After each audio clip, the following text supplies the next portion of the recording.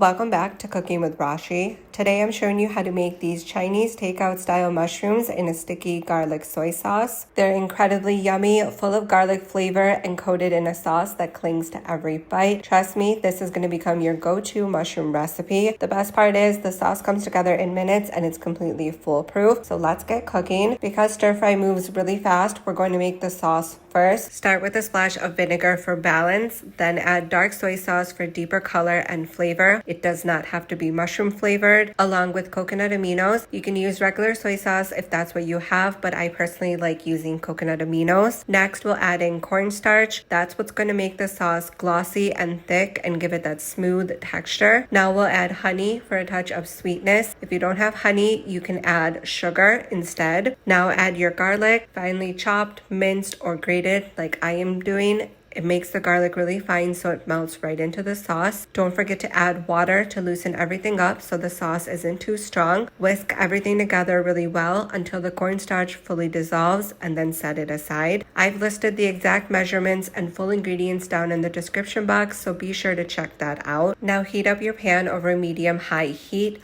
Once it's hot, add a neutral oil and a little sesame oil for flavor.